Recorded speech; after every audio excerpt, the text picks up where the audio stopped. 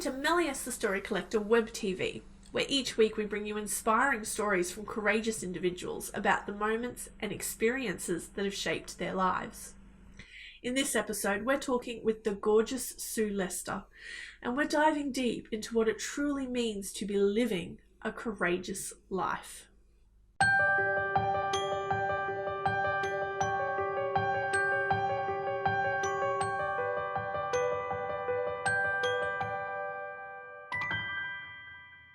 So the reason I want to share this particular story, and there's it's complications, because stories lead into other stories and lead into other stories, is that I've found throughout my life and also the work I do, mindset coaching, is that people get really tied up in knots about what they should do and how they should live their life and end up living a really small version of themselves, which then causes pain, it causes dissatisfaction in relationships and marriage, causes frustration, which then leads to them shouting at the kids, just this general sense of, not being enough, unworthiness, and what on earth am I doing? What's this life all about? And some will then take action and others will continue along the same path and end up dying feeling that they haven't actually lived their life the way they wanted it to be. And you never know how long we're going to live for. Goodness, I've had a few deaths and serious illnesses of friends that sort of brought it really close to home that, we don't know how long we've got. So it's so important that you actually get courageous and live your life, not someone else's version of it. And that's something I've done most of my life, but I've fallen off the tracks with that at different times and gone back into the shoulds. As we all do. As we all do.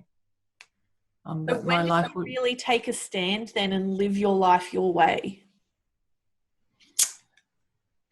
Oh, well, when I finished high school, I wanted to go off travelling, and my parents convinced me that I should finish my teaching qualification first, because then I'd always have that to fall back on, which was a nice, understand now, it was a nice little implanting that I wasn't going to succeed whatever I did. I needed something sensible.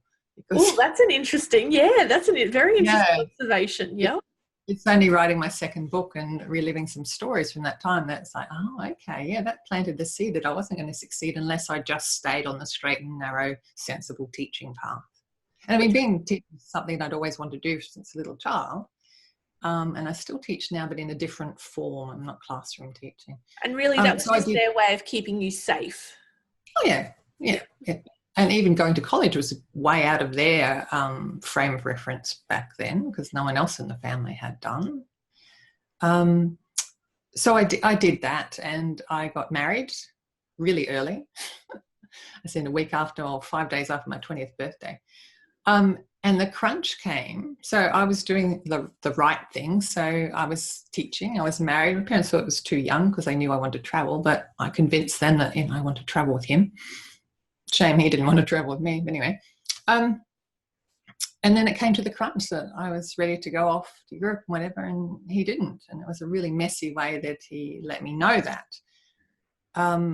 So then I shifted trajectory, and I basically disappeared for a couple of years to get the money together, and then disappeared for 3 years overseas. Had lots of adventures, doing lots of things. And then that made me realize that, well, I can actually do this. I don't need lots of money. I can follow my heart and do travel, and that's what I've continued to do since, rather than, because that was another thing I saw, people waiting for someone else to go with them before they go on their adventures. Yep. So it was finding that strength within yourself to just do it and not rely on someone else. Yes, because it's my dream. And I've noticed with travel buddies, you can go traveling with someone and they have very different views on what they want to do, what they want to see. Some are more independent, some are. So, it's a real test of friendship or marriage for that matter. If you can travel together, that's a good sign. But often, I know people have gone away on their honeymoons and come back divorced. Finally comes to mind, she couldn't couldn't believe he was so narrow-minded and so this and that. So she didn't want to stay married to him, which is crazy. Yeah, so courage. Taking the ball behind the horns and actually getting there and doing things rather than waiting for someone else's permission. I like that. And then in choices of jobs, I did all sorts of things because I gave myself permission to try and follow passions and do different things because, which is, there's pros and cons of that. Sometimes it makes perfect sense to build a career and go up the ladder and up the pay, and other times it doesn't. And I found I was reinventing myself every 5 years, actually. That's an interesting pattern. Yes, and relationships every 5 years, shifting and changing. So that's how I knew that I was in the right place with what I do now, is because after 5 years, I actually didn't want to stop, didn't want to go and do something else. And so I'm in my third lot of 5 years now. And yes, I've changed my business model and how I've worked in that time and changed my focus clientele, but it's still basically doing the mindset coaching, working and speaking and writing. So yes, has that answered the question? Because my head's going off in all sorts of paths and things and different things I could share at the moment. I love it. I love it. I love the fact that you are living a courageous life. You started from a very silly sometimes. What was that? Sorry? I said I scare myself silly sometimes. Why? Because you just leap and then figure it out. Well, I've been studying M-braining and MBIT, multiple brain integration techniques, which is your head intelligence, your heart intelligence, and your gut intelligence, and getting them all in alignment. So, you make compassionate, creative, wise decisions and have the gutsy courage to take action on them. And I realized studying that my heart and my gut, so my compassion and my courage and identity used to run away together and leave my creative, logical brain behind. I grab a passport and take off overseas without really thinking about the consequences. Yeah. But, I don't regret any of it because it's just, it's all pieces of the jigsaw puzzle of my life. But I do tend to forget that other people aren't doing the same sorts of things. So I tend to take for granted choices I've made, and I guess to a certain degree can expect other people to be more courageous than they can be with the skills they've got at the moment. Yeah. And that's the thing with studying the neuroscience and those sort of modalities. I've really pushed myself. Like I used to be scared of public speaking, and now I do. I've had a public speaking gig every week for the last 5 months. And which is structured and planned, not like this conversation. So yeah, different things. So I pushed myself. I'd always planned to write a book, but I thought I'd write novels rather than a book about my work and my own original work. So that took a lot of courage to publish The Face Within, How to Change Your Unconscious Blueprint. And that's behind me, the red cover at the back, because that was my own work. So it's all that, like, who are you to produce something original? Who are you to, share with the world? That whole imposter syndrome kicks in, yeah. Oh, yeah. And to complicate things, my mother was dying at the time. So, there's all that emotional tag in there. And now when I'm writing my second book, Answering the Call to Adventure, which is a lot of my travel stories, which I'd always kept very private from my work life. That was me, the traveller, and then this is me at work, and, no overlap. Despite what coaches have been telling me for the last 10 years about, that's a point of difference, integrate. I've only just started in the last, probably 12 months, integrating my travel stories into using that as a framework and a metaphor for my mindset work when I'm public speaking, running workshops, and etc. So this book is lots of personal stuff, and I've been having lots of delays, and I suddenly realised, oh, hang on. So Mum died when I published my first book. Oh, Dad's probably going to die when I publish my second book. And if I keep delaying it, he probably will, because he'll be so old. He's going to run out of time. So courage is also about self-awareness and being honest with yourself. Yep. And, well, for me, honest with myself. Because it's easy to spot other people's blocks, and it takes courage to be honest with yourself, which is why I have a coach, because I can't always be honest with myself. So I rely on her to keep, reflect back to me things that I need to be courageous enough to face. Yeah. Because, it's very easy to get into your little comfy rut and just stay there. And yes, things are uncomfortable, but, you don't actually do anything. And why do you think we do that? That we block ourselves from seeing what needs to be done, yet we can see it so clearly in others? Well, when you see it in someone else, you feel brave and strong and, useful. When you see it in yourself, you're seeing a fault, a weakness. So it takes courage to identify weakness, that you're not perfect, you're not good enough, whatever it is. And a lot of our blocks are actually other people's labels, and other people's ideas of us and who we should be in the world, that when it doesn't feel right for us, we think it's a fault in ourselves rather than a fault in their programming and their ideas of what, that label they stuck on our forehead should mean. But one point there is that if you can recognize something in someone else, well, chances are you've got it. Yep. And you're just practicing. It's your unconscious mind's way of getting you ready to help yourself by helping someone else first. Yep. They're a reflection of you. Yes. And I noticed that in patterns over the years that I've been doing this work for the last, dozen or so years.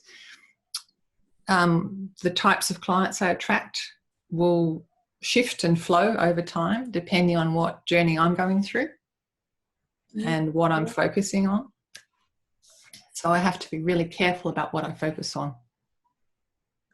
Yeah. So, you get stuck with clients that don't necessarily reflect where you're trying to go, but are pretty much keeping you in that one same pattern. Exactly. You have to do a lot of internal work to keep yourself progressing and moving forward. Yeah. And absolutely that. And another example is when my mum was dying, I suddenly was attracting lots of clients dealing with death. And it was just getting too much. So I had to make a conscious effort to take my attention off that and focus on something that wouldn't pull me down. Yeah. There's only so much resilience someone's got. And, courage to say, I'm drowning, help. Yeah. And it's even harder when your profession is, mindset coach, clearing head trash, whatever. I'm supposed to have my act together. So it takes even more courage for me to put my hand up and say, I need help. Yeah. And yes, I've certainly needed to do that in the past. Yeah. And why do you think that mindset is there, that if you are, say, a mindset or a therapist or anything like that, that you have to have all your stuff together? Like, we're all human. That's right, we are. People rely on your expertise and your skills. And I know if I go to a doctor for my health, I don't want to see someone who's overweight and grey-faced, coughing and spluttering.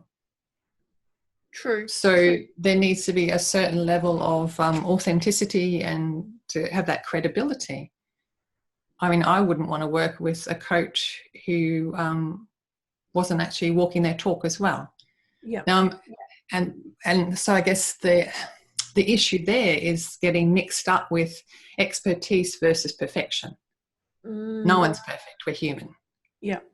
So I'm a human with expertise,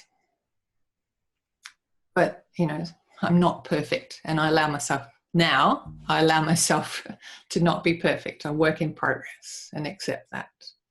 That's a beautiful concept. Just, you're a work in progress. Yeah, and to we all are. Have the courage to admit that. That's beautiful. Well, anything else, like putting the goddess thing on my forehead, is just ridiculous because I'm not. Yeah. I'm human. And I hope to be continuing, growing, evolving, improving until I die. Beautiful. Constant, continual journey of personal growth. Exactly. And that's what I want to see people, especially my clients, get them on the path that helps them and continue growing and evolving. So how's the next book going then? Where are you up to with that? 23,500 words. Awesome. So not quite halfway. But I did a reading at an open mic the other night, and everyone, they laughed and they gasped and they groaned in all the right places. So I thought, oh, okay, I'm on the right track. I thought I was. But, you know, having a reading in front of an audience, which once again takes courage, it was fine doing a reading out of my published book because I'd already had great feedback. But this is the unpublished for the second book. So I was really pleased that I did that. And that's given me, I've got funerals to go to at the moment, but blocking more time out to get back in and get it finished. Yeah. That's all the fun stuff. And it was also, I gave myself another challenge there. I chose a section of a chapter which I thought was not so interesting or exciting compared to other stories I was telling. And I got the wow factor with in my mind, the not so exciting chapter. So I thought, oh, good. Well, the rest will really blow their socks off then. So, yes. I love it. I love it. Share the worst of your work. And if they love that, then they're going to love everything you do. It's like, oh, all right. It's okay. I love it. I love it. So from living such a courageous life, because everything you've done has taken a huge amount of courage, whether you admit it or not, it has. What does courage mean to you then? Like, what do you define it as? Okay. So courage is listening to that, the inner voice, not the bitch on the shoulder that's telling you can't do things, that inner self. Yes, and it's very much the head, heart, and gut. Now I know about that. So it's doing what you know with every cell of your body is right for you, even if everyone else thinks you're crazy, you're mad, you're selfish, you're whatever. If you're fully congruent, head, heart, and gut, that this is the right action for you, and it's not harmful to others or the planet or harmful to yourself, and you still take action, that's courage. Because we're a tribal, you know, we stick in a tribe for protection. So to stand up and say, I'm doing this differently to everyone else, that takes courage.